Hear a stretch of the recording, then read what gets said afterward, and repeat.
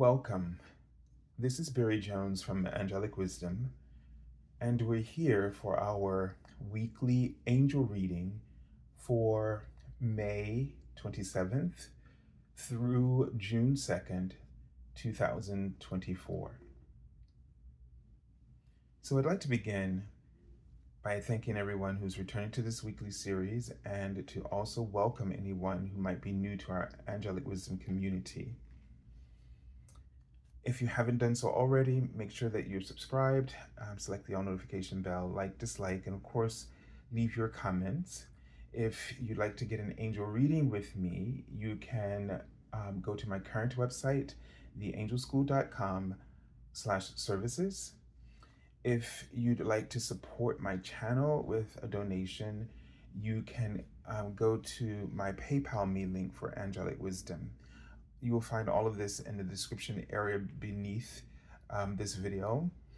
And just a reminder, if you haven't seen any of the readings for the month of May, the general reading or the angel scopes, which there are 12 of them for the 12 zodiac signs, you might want to go ahead and check in with those again. If you've seen them, you might want to take a look sort of at the end of the month as we're approaching the end of the month, and see if anything else sort of resonates for you, or you're hearing something in a new way, or if it shifts your energy in some way. And I like to keep sort of a monthly journal. I had been doing previously a monthly, weekly, and daily journal, but I've just pared it down to the monthly journal and a daily journal right now.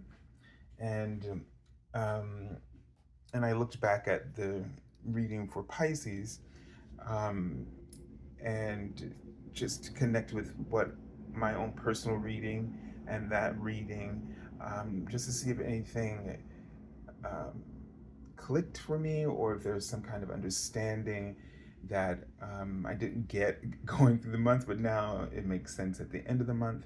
So I'll post that link to the general monthly reading, of course, but you can go to my web, you can go to my YouTube channel, community posts, or no, my check out the videos for the angel scopes, or you can do it through Facebook, etc. And maybe if there is a daily message that has been written for this month that really,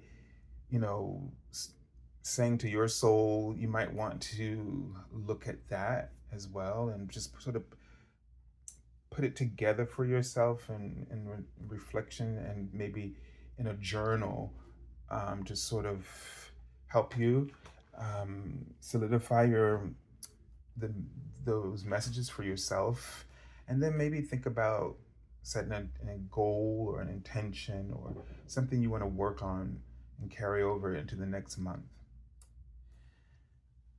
All right, so let's take a deep breath. And this is the last week of May and at the beginning of June, and the time is just going by very quickly each month. And there was just something on my mind, but it just went away. However, so we're sort of in a transition from one month to the next, and the energies themselves. The cards that I've placed on the table already were laid down from left to right. So I don't know if I've mentioned before that sometimes I can feel them move my hand to place them, and sometimes they've been placed from right to left. And so that meant for me, when it's reversed, that we had to focus more on internally on the things and how things are affecting us, or making shifts more within. And I guess when it's going from the left to right, that it's more about outward expression this week. So putting our attention or being aware of the things that are happening outside of us. You know, whether it's we're focused inwardly or outwardly, they both are always consistently mirrors for the other. But the one truth that remains constant through this, whichever side of the mirror you're looking through, um, the one thing that remains consistent is that whatever change you decide to make, whether it's based on what you're noticing around you or within you, the change is always internal. That means that if you spend any of your energy, trying to hold down the fort of life around you, and it's almost like that pop-up game, where you take the little thing pops up, the clown or whatever, and you hit it when you're at one of those sort of arcades or something, and you just have to keep hitting it, and you can never keep it down, and then many of them pop up at once. It's because our idea of how to fix things is always starting with the symptoms, which is really what the external reality is about. Anything that's happening in your external circumstances, that even includes the things that are happening to your body, because your body is a part of this external world. It's the spiritual aspect of you that I'm referring to, where that change, where that investigation to seek understanding that leads to peace and healing, ultimately healing. Once you make peace with something, the healing process is inevitable. So you must start by never allowing any compromise to your sense of peace. And that means being right or being right is not a priority over peace. Winning is not a priority over peace. Peace, love, is, not focused on the battles, but peace or love seeks to win the war. And so that means that don't focus on the small details, but on the bigger picture, because you don't have to fight that war. You just have to be prepared to hold space for yourself at all times. Most of the times we're holding this space for everybody else, especially those of us who call ourselves healers, light workers, peace warriors, however you identify with your spiritual connection with yourself and the universe. And oftentimes we're trying so hard to keep everything harmonious out there. And that causes us to be reactionary to our ego spheres. And the most important thing that you can do is hold the space for yourself. No matter what's going on around you, you don't have to react. Observe, listen. If somebody is trying to bait you into an argument, just stand still and hold the space of love for yourself. And you're not doing it, I was thinking about shields. Yesterday, I asked the question, what is, okay, we all know what a warrior looks like and how he behaves and what tools he has, but what does the peace warrior, what does the light worker really look like? What are their tools? we all think we know their behavior and their actions. And the first thing I saw was a beam of light coming from the heart chakra, and it acted as a shield in front of the soul that I just saw as light energy. And I realized it wasn't about protecting the peace warrior from the offenses of whomever might be targeting them, but it was really about surrounding yourself, holding the self, holding the space of love around you, and being detached, recognizing that nothing that is going on is nothing that you need to take on. And maybe why most of us as light workers or peace warriors or whatever we call ourselves find ourselves often in vulnerable positions and feeling like we take on a lot of attack. The attack is not about you. It's about the energy that's acting as a mirror, revealing things to that person that they either are glad to witness, or they're not ready to witness, or they do not want to witness. And that is what you and I have to understand. And then as I saw them emitting this shield of light,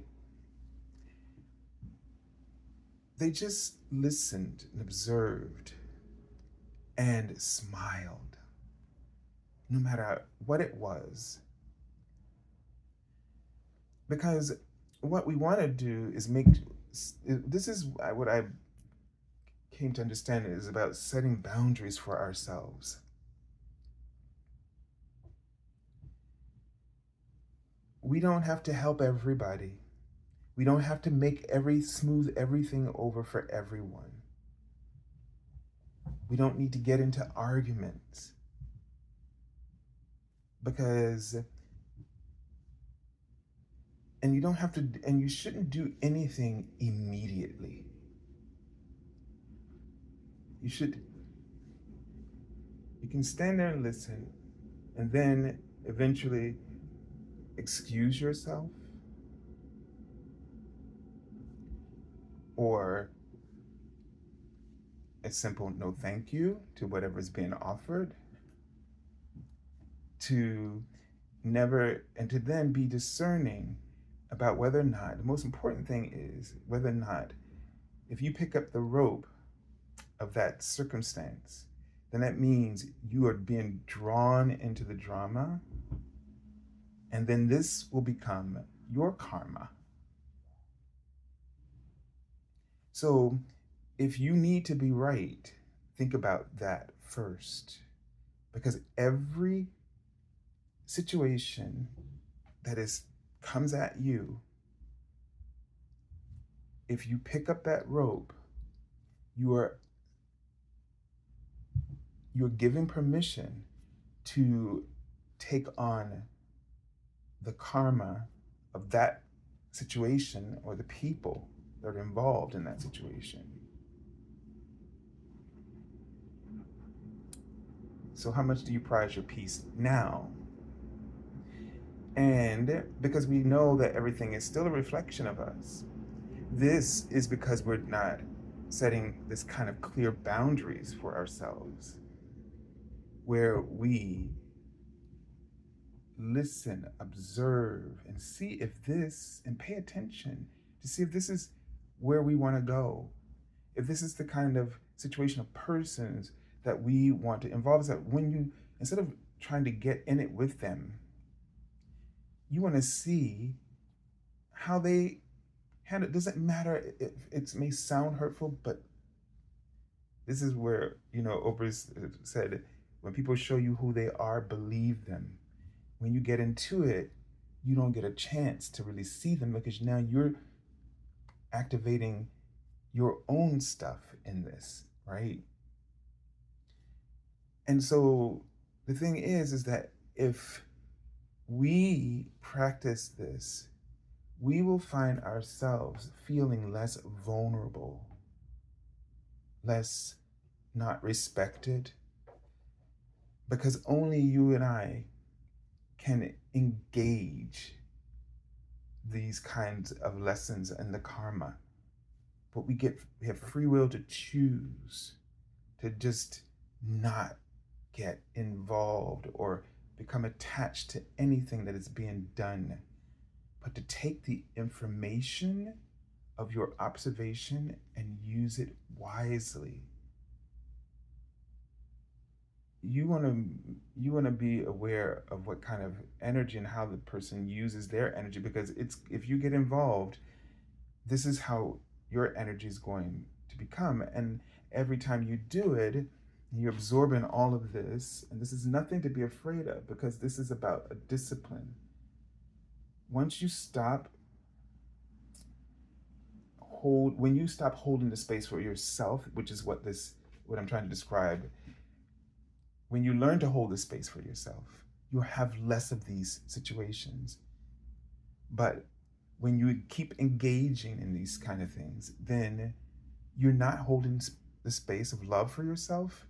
And therefore, you open yourself up to the karma and the lessons sort of just popping up all the time, like pop quizzes, unexpectedly. And you keep having this same relationship dynamics in many ways, because you got to remember, when you get involved with the ego, when you pick up the rope, the ego, it's like it ricochets. It's like firing a firearm, and it just, there's no telling where it's going. But when you hold the space of love for yourself, it's different in that it's your life becomes divinely orchestrated. And that doesn't mean that you won't have challenges, but whatever challenge is there is creating an opportunity, greater opportunities for you. When you let the universe help you, you get orchestrated opportunities. When you let your ego take over, you get all kinds of stuff. And it doesn't make sense. And you really feel sort of vulnerable and scared. The more vulnerable you feel, the more scared you are, and the more you act irrationally or impulsively and unwisely. So let's just take a pause right here to just take a deep breath.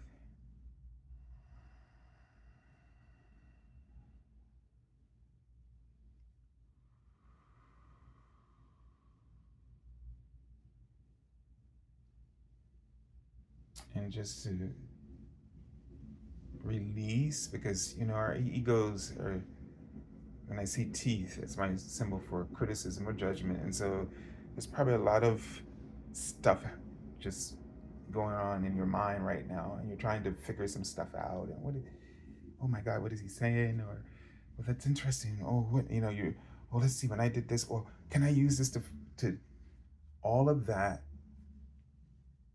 Again, I really think that protection is not about fending off anything.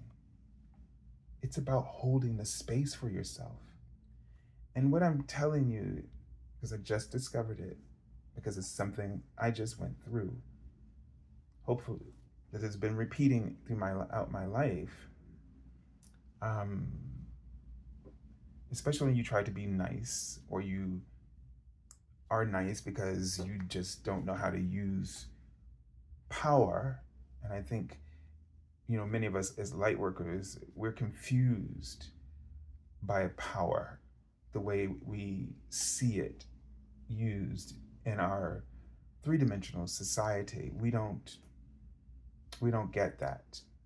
You and I, we live in our hearts, and it's a memory from those ancient times, probably for some of us, Atlantis or Lemuria. And so this sort of abuse of power is, we know never to touch it, or we know or we're afraid of it. But on all of that is the same thing. And so maybe we're nice because we're afraid of that power, or we don't want to use that kind of power. And so we're asking ourselves, what is power? Well, it's love. And then you gotta ask yourself and your angels, how does a peaceful warrior or light worker you show this power? And one way is courage, they're writing right now. It's not dominance. You and I know that. But courage. And it also is about holding the space for yourself, which means boundaries. And boundaries doesn't mean that you trying to tell everybody else, don't do this, respect my space, respect. No. It's about your actions. If you don't speak on everything or try to jump in and save everybody, because you got to remember one thing: there is a such thing as spiritual arrogance, which could make us nice people feel very vulnerable all the time, feel like we're the plaything of everyone else. You got to remember that spiritual arrogance looks around and sees people, other souls that are truly one with them. They're just like you. At the core, they are divine. And if you see them as their problem or their behavior or whatever that, etc., and then, or you see them as sick or this or that or whatever, instead of seeing a master in its own earth school classroom that has established as a curriculum for itself to bring enlightenment to the collective. And so you have to ask yourself first, is this the karma that I want to take on? Do I want to do my curriculum and theirs and theirs and theirs and theirs and theirs and theirs and theirs and theirs? Or do I want to hold the space? Because this is not saying you don't care, but when you hold the space for yourself and your curriculum, your dharma and your karma, as a peaceful warrior, light worker, you become like a textbook or a chalkboard or a billboard within the school of Earth. Like we're all walking down the hall and we see all the different classroom displays. They'll see your classroom displays and be inspired by them. And they'll see how you're handling your curriculum, and it will explain to them how they can do the same. So it's always better to be an example first. And then first and foremost, ask your I am presence. Really develop a relationship with your I am presence, who will work with your angels to help you to know if you and this soul have a connection, a particular meeting or soul contract where your curriculums align, even though they might be slightly different. And then, even then, you still, in the course of that, of interacting with them with an clear intention, you have to hold the space for that intention now, and nothing more than that which you have been guided as to understand is the mission.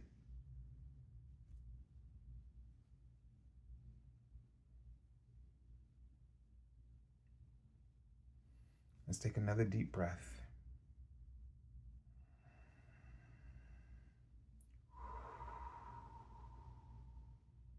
And even if they're writing sound, you might want to take another deep breath. Before you do that, see roots going from your feet, gold and silver, into the pink heart of Lady Gaia. You really ground yourself into the new frequencies of our earth as it is ascending. And they suggested that you take in a deep breath, and when you release, you let out a sound. It could be a sigh, it could be any sound. Let's just do that together. And don't try to think about it, just see what comes.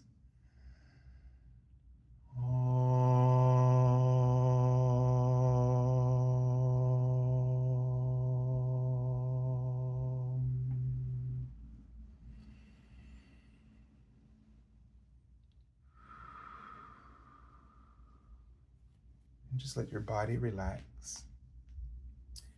And in your navel chakra, between your navel and sacral chakras, just felt some energy there, resistance. So just give it a rub and let those two chakras open up. The orange navel chakra and your translucent pink sacral chakra, fifth dimensional chakras. So let them open up. Be open to love, to oneness, and to your divine potential. All right, let's see which archangel we're working with for this week. Okay, and it's Archangel Butyalil. And Archangel Butyalil is the archangel who sort of orchestrates the flow of the cosmos and the planets. And so he's a powerful angel. His energy is sparkling white. His aura is energy. And it says, be independent. Expand your horizons. In a way, it's interdependent. Be interdependent. And this is that understanding that all of us, we have to embrace that we're all interdependent. That nothing that is happening is working against you. It's all really providing you with the ability to step up, to step forward, and to step up along your ascension path. Know that whether you get it right or you get it wrong, even what I've told you today, it's just something for you to think about. It's going to take patience and practice. But you're going to have to become more passionate about holding the space of love and peace for yourself and oneness over the ego's pride and need to be right or to win in every situation. And know that what seems like a war, and with battles, different battles along the way, is really an opportunity for peace, for you to achieve the inner fulfillment and satisfaction that your soul has come here to accomplish. So see every lesson as an opportunity to expand. And you can call upon Archangel Butyalil to help you to navigate and flow around these circumstances with greater ease. It reminds us that there's a divine order to everything, and each of us has our own energy signature, and we are influencing one another. That is something that we have to learn to appreciate, no matter what it is on a personal level. Okay, so let's take a look at the card for the beginning of the week. So we have the Five of Cups here. And this is telling us that I feel like it's a lesson about how we need to deal with disappointments. It doesn't feel like, well, I want to look at this more as, oh, you might be dealing with some disappointments at the start of this week. Rather, there's an opportunity here for you to heal and deal with disappointments in a completely different way. Before you've been dealing with it as a warrior of aggression. And now you're dealing with it as a peace warrior. You're going to stay active in your service, and you're going to look for the opportunities, but you're going to allow yourself to, the grieving process is the opportunity, they're writing, to release it with love. To release it with love. And you may think that your grief is pain or hurt, but it's really love, healing, the process. It's like where we need to release after we do anything, whether we succeed or not. We always need time to refuel, to recharge our energy. And grief is just another form of decompression. It's the same kind of decompression that you need after a fabulous performance of some nature. And it's a reminder that the clouds and the rainbow of promise, the sun rising back, over those clouds, that the sun is still shining and that the skies are still clear. The clouds are created by your mind, by the way you focus on that disappointment. Instead of eventually moving towards that the universe is offering me an opportunity. Because sometimes some of us, every time we get disappointed, what happens, and I know it's happened to me even recently, that you don't want to try anymore. You just don't want to be hurt anymore. You want to give up, whether it's job interviews or relationships or anything. And so we can't give up. We can't, because the sun within us, the divinity within us, is still shining and radiating joy and prosperity and success. That's what it's always doing. And if you just give your, so it's a good idea when you're going through these moments to really exercise or express your creative talents and gifts. Maybe maybe you do it as hobbies, but whatever it is that gives you joy, let that experience be like a little vacation, a vacation rather, during this time, so that you teach yourself to celebrate and to decompress, grieve, to release in preparation for something better.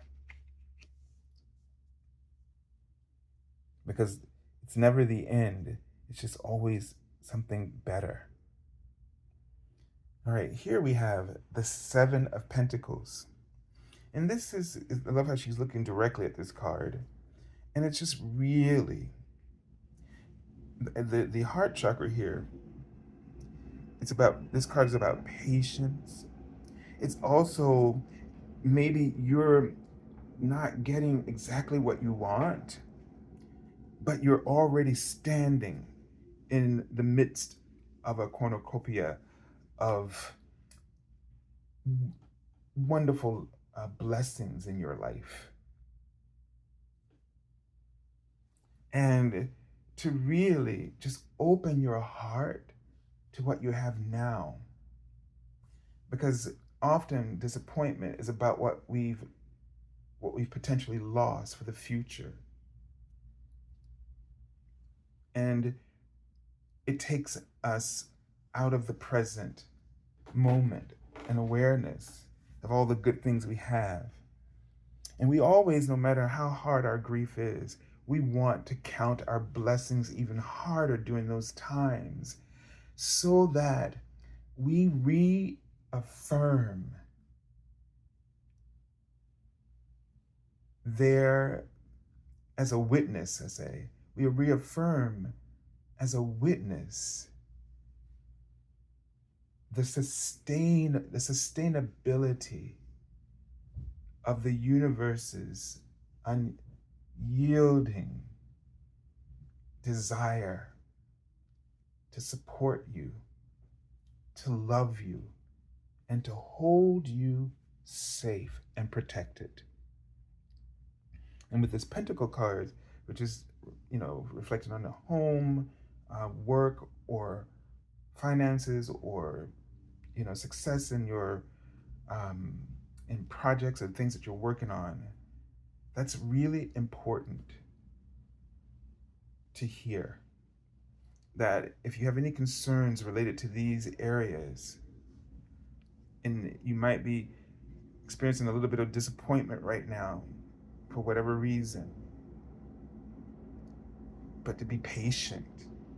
Something better is coming, and to reaffirm that it's always been that way by what you have right now.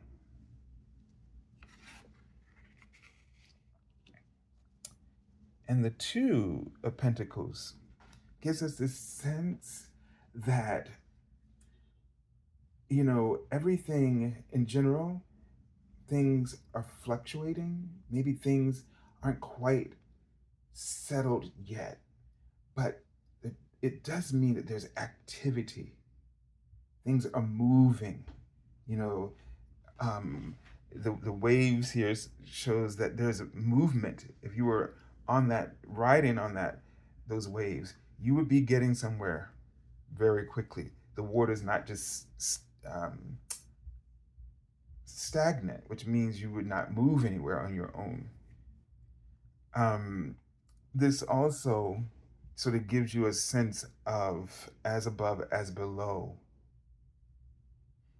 And that this is an opportunity for you to really just be open and playful so that you can really sort of tap into that divine potential and creative aspect, and really this channel of what you can bring through at this time. So there's a lot of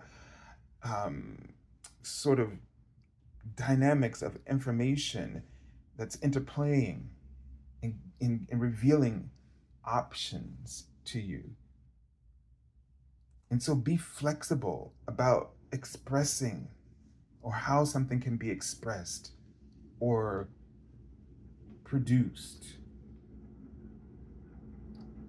I just get a feeling that just sort of punctuates these two cards in the sense that don't spend too much time grieving over what's lost, because the universe, be patient, the universe is shifting some things around, and we just need you to be very flexible and very positive. So find ways to encourage yourself, to keep your spirits up. And they said avoid depression, feeling depressed or having depressed like feelings. Okay, don't let yourself devolve. This is not how the story will end. I don't know. I just saw July and then I saw May, and it's, maybe they're trying to say something between now and July, but just be aware. Okay, so the card I pulled from the bottom of the deck already is the Seven of Wands, and this is really, saying that you have it to stay hang in there. Um, this is a time of challenges for you, but it's nothing that's going to break you. It's going to strengthen you. You're fully protected, and you are really in your power at this moment, even though you don't know it. That power of your light, inner light, is fiercely enveloping you. And if you can just not go through the healing process, move through it. You got to go through it and move through it in order to really know what it is that you're standing for. And don't focus on the battle, but focus on the bigger picture.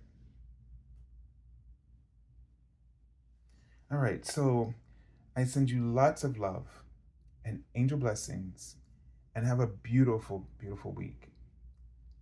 God bless.